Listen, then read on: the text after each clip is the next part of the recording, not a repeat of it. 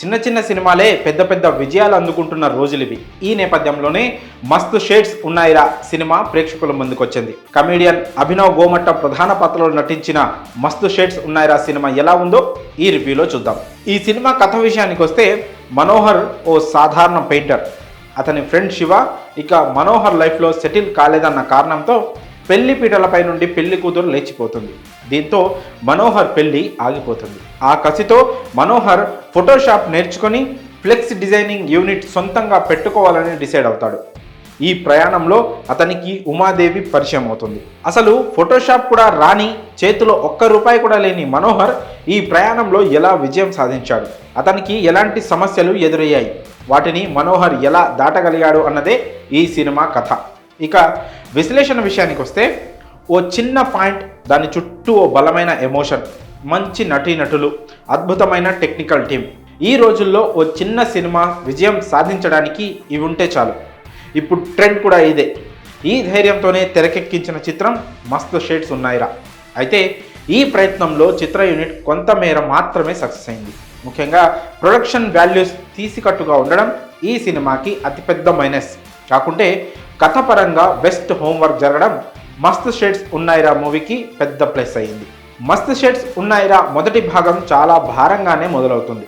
అసలు అవసరమే లేని చాలా ఫిల్లింగ్ షాట్స్ పడుతూ చిరాకు తెప్పిస్తాయి. వీటికి తోడు చాలా బలహీనమైన కెమెరా వర్క్ ఓ షార్ట్ ఫిలిం చూస్తున్నామా అనే ఫీలింగ్ కలిగిస్తుంది. కాకుంటే మరోవైపు కథ ఎక్కడా పట్టు తప్పకుండా మెయిన్ ట్రాక్ పైనే నడుస్తూ ఉండడం కాస్త ఉపశమనం కలిగిస్తూ ఉంటుంది. కానీ కథలో మెయిన్ పాయింట్ వద్దకి వెళ్ళడానికి దర్శకుడు చాలా సమయం తీసుకోవడం ఇబ్బంది పెడుతుంది. అయితే ఓ మంచి ట్విస్ట్తో ఇంటర్వెల్ బ్లాక్ రావడంతో నెక్స్ట్ ఏంటి అన్న క్యూరియాసిటీ ఆడియన్స్లో క్రియేట్ అవుతుంది. ఇక సెకండ్ హాఫ్ దగ్గరికి వచ్చేసరికి మస్తు షేడ్స్ ఉన్నాయిరాలో అనుకోని మ్యాజిక్ జరిగింది. కథలోని మెయిన్ సీక్వెన్స్లు అన్నిటినీ దర్శకుడు హ్యాండిల్ చేసిన విధానం బాగుంది.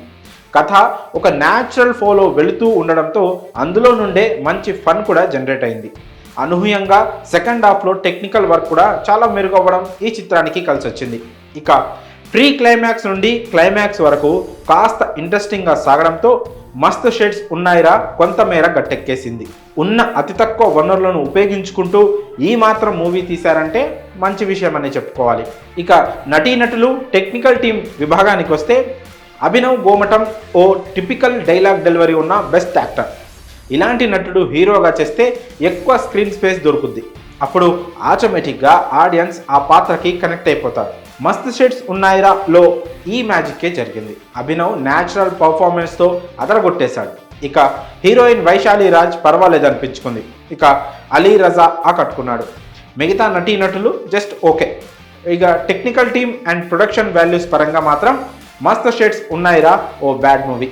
ఇక్కడ బడ్జెట్ మెయిన్ పాయింట్ కాబట్టి మిగతా క్రాఫ్ట్స్ వర్క్ గురించి ప్రత్యేకంగా వేలెత్తి చూపించడంలో అర్థం ఉండదు. తిరుపతిరావు కథనంలో కాస్త తడబడ్డ మేకర్గా మాత్రం మంచి మార్కులు దక్కించుకున్నాడు. ఈ సినిమా ప్లస్ల విషయానికి వస్తే, అభినవ్ గోమటం, అలీ రజా సెకండ్ హాఫ్ అని చెప్పుకోవచ్చు. అలాగే మైనస్లు చూస్తే first half, technical work, production values మైనస్లుగా ఉన్నాయి. ఈ సినిమాకు మేమిచ్చే రేటింగ్ 2/5. ఇక ఈ రివ్యూలో చివరి మాటగా, మస్తు షేడ్స్ ఉన్నాయిరా అంతగా మెరుపులు లేవు.